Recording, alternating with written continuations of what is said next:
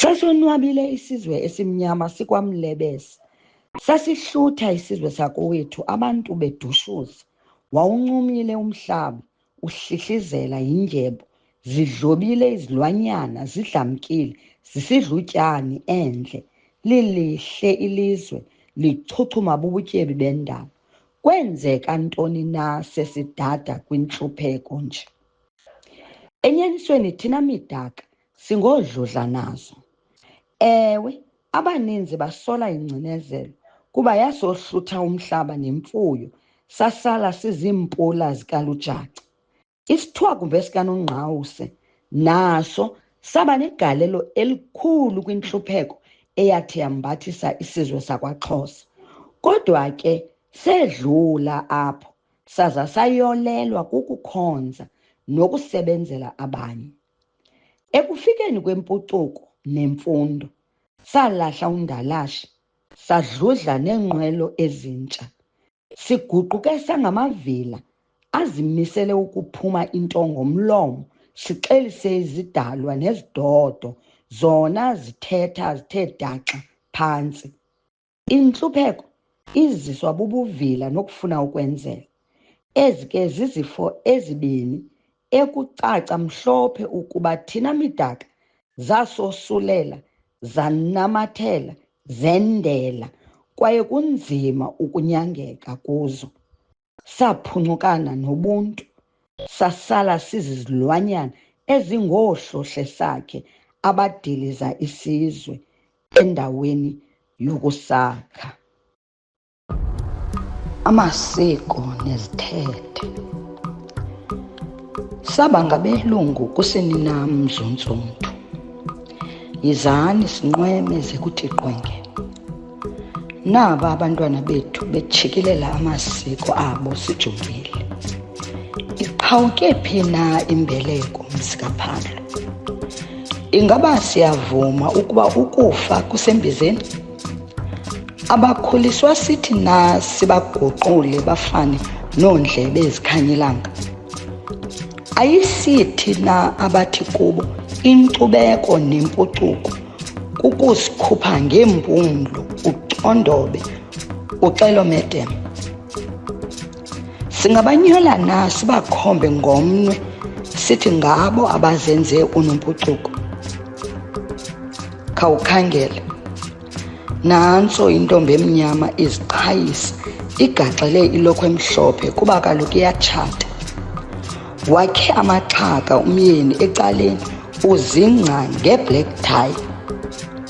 Wayedibana nayo phi? Zayaphi na iimini ezimnandi zemidudo, sibhiyoza, sonwabile ngesintu singabantu? Khumbula. Hayi ke nizivele babukeli. Othethile uSandise neHlubikazi. Okay, phi indawo phaya? Abo apha kuSandise. Leyo kuhamba siye ezidolophini. Ngiyazi nandiyithetha nabani man, yabo. Kuthethwa ngale nto ba bring back the land, no, bensithi emadoda. No man. Namka kaloku ezilalini. Umhlaba wenu ngiyawupha xa senicingayo nina kahle. Akekho umuntu omnyama onothi uba akanamhlaba. Qala haya ayikho laa nto. Kokweni yayingekho intsimi ngokwawukhulayo. Khona. Exactly. Umhlaba wakho lowa. Then umlungu yena ukutrike ngokuba makakuzise apho uyeke umhlaba wakho, imfuyo yakho, uyomphangelela. Abe ekuphe imfundo, i-right nale imfundo iyangena naye. Abe ungene ngemfundo kule mpangelo yakhe. Abe yena umlungu lo engayenzanga le mfundo. Baninzi abantu abelungu abapha phezulu, bebekhona nabanye ufuna ubiza i-political parties, bebekhona nabanye besibothukayo ukuba banayo no grade 12 nento. Yabo? Umlungu yena uyakwazi ungena, but wena daki kwafuneka uyifundele lento. Xa saxabana ngaleyo umhlaba, then kodwa kwangenelela omnye, I think wayisuka eKomani. Abese hayi uJoel Nyansini, indoda enelali inawo umhlaba. Indoda esuka elalini inawo umhlaba. Ayixoxisi leyo into. So sashiya imihlaba yethu for umlungu. Enzo Jonithi uyithathe ngokuba uyabona abanyanisile bobabili into ba yonke lento iqale kwelibala lemhlophe. Njengoba bese seyichazile enebhlungu. Ngokuba hambayo abantu abangotata beshiya usapho lwabo ngemva baye empangelweni ezidolophini. Bashiya umhlaba lowo. Kwaqala apho ke ngoku ukuthi kubekho babebizwa ntona othigelo omakoti kubekho nomakoti. Ngoku bethathwa ke ukuba bayosebenzela madam. Bashiya bahamba bonke baphuma umhlaba wabo. Ngamanye amazwi bakhutshwa yonke into. Bakhutshwa njani? Bakhutshiwe ukuba hambani zani nizonisebenzela. Andithi aninanto indlela yenu yokwenza imali nanku umyeni wenu uyosebenza masithe eKapa. Ukushila uzobuya emveni kwenyanga ezinhlanu. Uzobusitya ntoni wena nomntana wakho? Izosebenza apha ushiye lento yakho apha. Ndiyithatha ngoba yenzeka kanjalo. Nawe ungumzali, akho mzali uzohlala abukele umntana wakhe elambile. Wonke umuntu uyahamba uzohamba. Nansi insimo umntana maka. Uzohlala umntana oneminyaka emihlanu enze intoni ensimini? Thini avile sikhula siye emgwali qhanda into andifuna ukubiza amagama. Wayesenga apha phambi kwethu esenga notamkhulu andizobiza igama na. Andithethi wena ndithetha umfana oba wayehlala apha eintanga yami. Wayesenga yena kwazi nosenga mna qha ndingilo waselokishini ukuba ngikwamba hayi sayibambela ntona amabele enkomo no. Then esenga yena utamkhulu wayesexayizayo yosenga athi qhi manje kuncedisa tamkhulu wenu abayoyika inkomo. Ngokuba bushiywa ngumzali wakho kusithiwa esithi umzali ndihamba ndiyosebenza emakitchen wena shiyeka. Into enza uyiveza uba abantwana baselalini bayakwazi uzenza izinto besebancinci. Wabaselalini.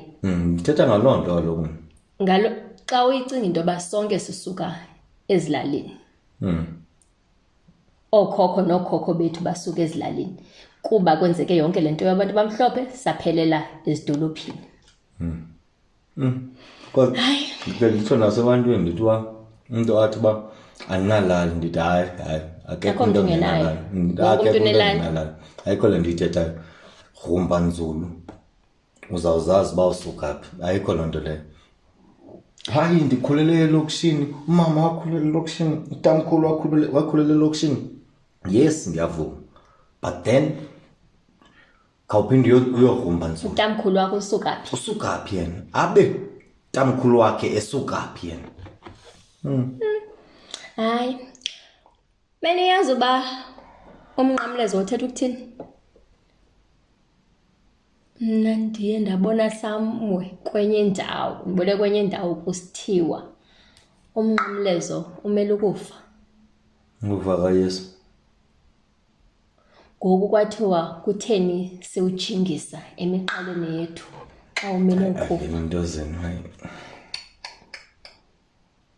Umele ukufa kaYesu. Kwathiwa umnqamlezo ufumana ecaweni nasemangcwabeni.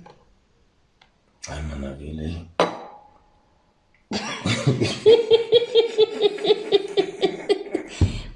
Jonga ngithanda uyifundela nto dankonka. Hayi man. Njani? Manje umnqamlezo umele ukufa. Kutheni ujingisa ezifubeni zenu? Nithethe ukani nifile apha phakathi. Naba bayijonga nguYesu then naba bayi2. Naba bahliliswe eminqamlezweni ukuba crucifixion is English. They were crucified. Bawo. Yambona lo bambe umnqamlezo wakho uthi. Jeba sithethe uba umnqamlezo wakho apha esifubeni uyothuka into pha. Engcwabeni. Nasecaweni. Hayi bethuna xa engumedeni kangaka Andingomedeni mna ndikhuliswe enkonzweni. Kodwa hayi kodwa ngicingise. uthi wawufunda izinto wothuke. Ushiyeke ukhamisile.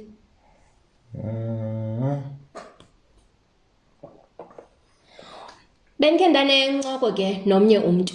Ngathi siyayitsala. Nomnye umuntu kuba sesithetha ngale nto ke yenkolo le. Kufuneka sike sibe nencoko ezothetha ngenkolo, phinde ithethe inkolo yakwantu yazi. Lo muntu bendihleli naye, anti sibuya kwiiholiday ze-Easter. I-Easter besingayazi ke yanyaziwa ngokhokho bethu kodwa ke masiyeke leyo. Sibuya kwiiholiday ze-Easter. Ndibukele phayana nje mandilinde umuntu ozondilanda. Bayangena omakhulu notamkhulu kunzima uhamba, babambe intonga zabo nemithwalo yabo. Bahlale phansi besihleli efonini.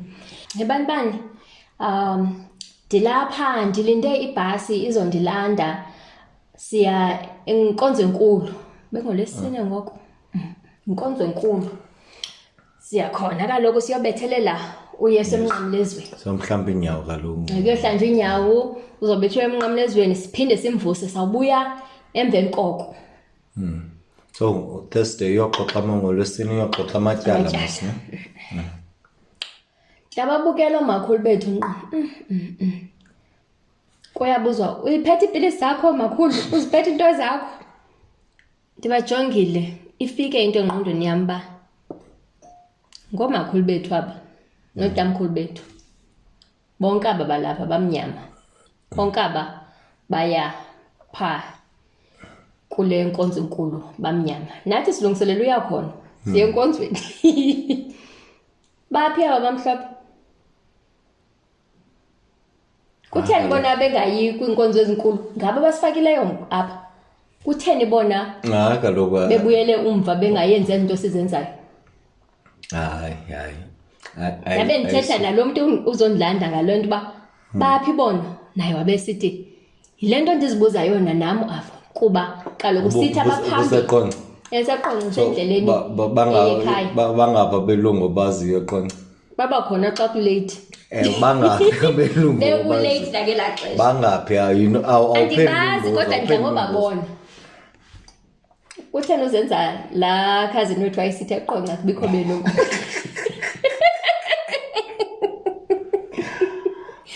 othuka xa kiwa certain square ndiyaqala umbona ngokumlungu okoko ndaze qonqa zange ndabona.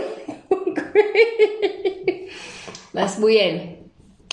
Ethetha ke loo nto leyo sithi akayiqondi yena ukuba kwenzeke ntoni toba bona belungu babe bepholile elwandle ngeli xesha thina sibe siquqa enkonzweni. Andakwazi uphendula nami kuba ndiyayazi into ba basezoldeyini bapholile. Kuba nami ndixakiwe nje. Andizoyazani ngomlungu na. Wena ubukeleyo ucinga ntoni? Ndiyayazi abanye bayasithuka ngamandla. Abanye bayangqina uba ewe injalo. Bona bapholile elwandle. Nam benipholile elwandle bakhona batshoyo. Ezaba ngathi siyabacapukela nabelungu hayi asibacapukeli. Qha kaloku le nto yethu namhlanje iyacaca iyabuza into ba silahlekelele njani nobutyebi bethu nenkolelo zethu. Hayi ke nizivele ke bathethile aba bebesixelela ukuba bona bacinga ntoni na. Nathi sanika olwethu uluvo ukuba sicinga konakele phi na. Bikhona ke imibuzo bebeyibuzile abantu ngezinye zeziqendu ebesinazo kule nkqubo yethu yesihlanu ne inkqubo yesihlanu lena. Kule nkqubo yethu yesihlanu masimamele ke utata uDikela ebaphendula aba bantu bebenemibuzo ngenhlabi kuba kaloku benisithande kakhulu esasiqendu senhlabi. Masimamele uDikela sizoyivala. Mandicamagushe ke ndinguDikela ndinguyongose ndinguntswebana ndingunoni ndinguMaqatha Likhuni. Ndithi mandibuye emveni kokuba besike sincokola ngomba wentlabi, umba kaMafungashe, sincokola nangomfa umba wenkulu. Kunemibuzo eyabuzwa endibuyela ke ukuzoyiphendula loo mibuzo. Umbuzo wokuqala ke uthi kulungile ukuba umtshana angahlaba. Umtshana ke ngohlobo lokuba umama wakhe ngudade betata walapha. Ithi loo nto leyo ke ngoku ungumtshana apha. Umama utshatile, umama wakhe. Umtshana ke onomama otshatileyo unesaa siduko sasemzini kamama wakhe. Ithi loo nto ke ngoku apha kulo mama wakhe into enokwenzeka xa kufumaniseka into yokubana ayikhali inkomo okanye ibhokhwe, kuthiwe ke ngoku kutshintshwa isandla, unelungelo lokunikwa. Kuthiwa mtshana, khawusondele nanku umkhonto ukhe uthethe nale nkomo uyihlabe, ivume ke uba iyavuma. Kodwa hayi ukuba kuthiwe uyabekwa njengentlabi yekhala. Khumbula ke unesaa siduko kaloku asibizayo sakokwabo, sapha kulotata wakhe. Akakwazi ke ngoku ukuba intlabi ebekiweyo apha xa engumtshana ngolo hlobo. Umbuzo wesibini uthi, umsebenzi wentlabi uphelela phi emveni ikhalile? Iyaxhela na? Umpendulo ke leyo ixhomekeka ke ngoku kwintlabi leyo ukuba iva into yoba inako ukuyinqumla inkomo okanye ibhokhwe leyo. Kodwa ayinyanzelekanga ukuba ingathi emveni kokuba ikhalile iyinqumle ngokwayo, kodwa izawuthi xa inqumlwa ibe ngumntu walapha ekhayeni oza kuyixhela. Yona intlabi umsebenzi wayo, ukhala kwayo, uyakwazi ukuphela phaa umsebenzi wayo. Ikhethwa, umbuzo wesithathu ke, ikhethwa njani intlabi likhaya? Zithini iimpawu zentlabi? Okokuqala, ngoku besincokola kuqala sithe intlabi sikhula siyazi, sifundiswe into yokuba intlabi iya kuba yinkulu yelo khaya, nkulu yenkulu, kutsho ukuthi lo mntu ubeyintlabi. Kodwa ke kumaxesha athile iyakwazi ukuthi kanti ikhaya lona lizawubona ukuba malikhethe omnye umntu ingenguye lowa, okanye kufumanise uba lo mntu uyinkulu yena akanaye umntana oyindodana. Ukuba ukhona kufumanise uba akafanelekanga, ngoba intlabi kufuneke ibe ngumntu okokuqala obambekayo, ibe ngumntu onomqolo, kona ibe ngumntu owalandelayo amasiko ekhaya lakhe, okwaziyo ukuthi awazi ukuthi amasiko alapha ekhaya ahamba njani. Iyakhuthazwa ke uba mayibe ngumntu onomfazi. Kodwa ke kumaxesha amanintsi ke uye kufumanise uba mhlawumbi lo mntu unezi mpawu zonke zifumanekayo, kodwa mhlawumbi ibe yileli phawu loba engenamfazi, kodwa akhuthazwe ukuba makabe naye umfazi. Ikhaya, umbuzo wesine, ikhaya liyakwazi uba neentlabi ezinintsi, indlu nganye ibe nentlabi yayo? Ayikwazi ukwenzeka loo nto leyo yokuba nithi xa nilikhaya, umzekelo kuloo fani inye, ningabantwana bomnombo omnye, nithi phaa kwatatomkhulu kukho intlabi, notatomncinci phaa unentlabi yakhe, naphaa kwatatophakathi kukho intlabi ekhoyo. Loo nto iyodwa ichaza into yoba likhona ithanda elikhoyo, kukhona ungavani phakathi kwekhaya. Loo nto ke yenziwa zizinto ezininzi. Ngamanye amaxesha yenziwa nakukuphakamelana neli khaya, nifumanise uba laa mzi unentlabi. Amanye amaxesha ufumanise uba hayi, abanye bayawuthathela phantsi ingathi bayacenga xa beyofuna intlabi phaa kulaa mzi, kodwa bekumele intlabi ibanye ninganalo ke isekela intlabi kuba mhlawumbi le intlabi ikhoyini amaxesha ekhe ingafumaneki kuthiwe ke mayibe nesekela layo. Umntu ozakwazi uthi xa ingekho, not ikhona, xa ingekho ikwazi ukuthi lo mntu akwazi ukusebenza. Yiloo nto leyo intlabi mayibenye yekhaya.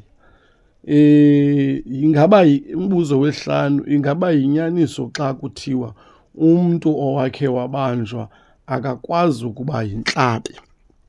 Hayi bantu bakuthi, ayikho loo nto leyo.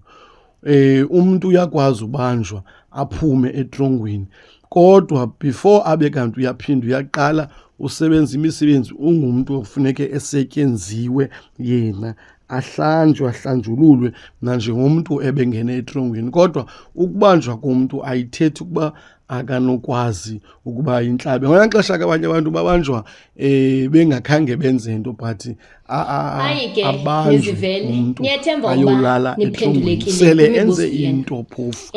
Ayithi loo nto akanoba yiyo intlabi, kodwa elungisiwe yena. Amagu ndiba ke ndikwazile uyiphendula. Besincokola naye simjongile. Ewe simjongile, yazi singasebenzisi ezi technology bethethwa ngazo kusandi. Noni. Hayi ke bethunani, andiyazi ukuba ndithini, kodwa ke ezibuhlungu zithi siyayivala inkqubo yethu namhlanje. For ithutyana. Uyathanda ukugxininisa ke loo nto leyo. Ngathi yoyikisa abantu for ithutyana. Ewe ke niyabona sizamile ukuthi siphuhlise kancinci. Kancinci. Kuzolunga. Njalo. Enye imini kuzolunga. Kuyavela. Ningalibali ke ukuthenga ihoodie zethu, ziyafumaneka nge-330. Ndibize right ne? Ezabantwana zifumaneka nge-290. Izikipa ke zona ziyafumaneka ngamalini? 250. Nencingo yilibele. Ii-aprons ke zona zifumaneka ngamalini? Ndiqondile uba akaziyazi. Ngena phi mna Hayi baba wakhona abantu abanxiba ii-aprons abangabafana xa bepheka. kwi-aprons. Yeah, ayishem. Ii-aprons zona ziyafumaneka nge-280. Xa ufuna u-order izikipa zakho, ihoodie yakho kuzobanda ngoku iwinter iyangena. I-apron yakho ube mhle xa uphekela abantu basemzini wakho. Senda uWhatsApp kule number ivele apha ngezantsi. Thina sizokuthumelela usicacisele isiduko sakho, ubuzwe bakho, okanye ufuna kubhalwe ntoni na ukuba awubuyi kwisizwe sakwaXhosa. Kuba kaloku bakhona abaTswana, amaPedi. Nabo banazo isiduko. Kaloku bona baye sithini isiduko Hayibo nabeSuthu nabo banazo isiduko. amaPedi. Sozithi kana banazo isiduko. NabeSuthu nabo banazo isiduko mos. AbeSuthu. So abaTswana abaTswana bocinga ngokuba banayo bona. Anikavi umTswana ozibiza ngesiduko sakhe. Hayi asoze bengabi naso nabo. Hayi kodwa maPedi. Matsonga. Abasoze bangabi nazo. Amavenda. Abasoze bangabi nazo. Khani sibhaleleni nje isiduko senu. Yayazi bazothi abasiva kahle. Cela nje umuntu ongumvenda abhale nje i-clan name yakhe apha ngezantsi asicacisele ukuthi ungubani i-clan name yakhe. Matsonga, hey, cela nisibhalele basithini isiduko senu. Mapedi, khanenzeni bethunani. Hayi niba ndisemva. Ewe sisuka kwantu sonke. Ngoku befamba sinesiduko sonke ne. Nanazo isiduko. Khani sichazeleni bethunani. Nindishawute ke ubani ufuna undishawuta into ba hayi sinazo iziduko nathi clan name zethu zithi. Sivale. Kodwa ke phamba sivale. Usekhona incwadi. Iyafumaneka. Hey, ifumaneka malini? 500. Iyafumaneka 200 bantu bakuthi. But then xa ukude ke kodwa neRhawutini lisezantsi okanye neQonce, then uyawufakelela 70 rand uba idifike kuwe. Siyisende ngopepe amakho. Kubantu bamaPedi, bamaVenda, amaTsonga, abaTswana, abeSuthu, amaSwati, ndibala ntoni na, namaShona. Incwadi la ibhalwa ngesiXhosa bethulane, iloo nto kuthiwe The Lost Diary of the Queen. Yayazi ukuthi niye nenxele into yoba avo siyafuna ulandela sive into eniyithethayo qha nithetha isiXhosa nabantu enithetha nabo, nabantu eniba-interviewayo Athetha isiXhosa. bathetha deep Xhosa. Badla ngokuthi bathi, you guys, you speak deep Xhosa. Khona nomnye ngumXhosa ke yena bese hayi indlela nithetha ngaso isiXhosa nithetha isiXhosa esiZulu uma sisuka eQonce Asilambe isiXhosa sethu. Uma sisuka eQonce ndithi hayi and eyona nto ehlekisayo kuba wayefunda kwezi ndawo bendikhe ndafunda kuzo nam yabo ndithi hayi besifunda kwiindawo ezifanayo kutheni ke ngoku uzawudoda uba sinzulu isiXhosa sam athi yho hayi into nithetha ngazo zinzulu too much yho. Masivale ke mntasekhaya sihambe siyolungisa phana phaya khona ukuze sibuye phezulu. Ndiyathemba ukuba nisonwabele isiqendu sethu sanamhlanje nenkqubo yethu iyonke. Sifunde lukhulu kuzo zonke iindwendwe zethu. Ndim intombi yakwaJola ndithi sobonana kwakhona kungekudala. Amata azasigcine athumele izidalwa zemimoya zincokole nathi ethongweni izilo zesikhuselo. Amakho Mzonsondo. Amakho. Na imini ezimnandi zemidudu sibhiyoza sonwabile ngesintu singabantu. Khumbula Mzonsondo, eli ixesha lelethu.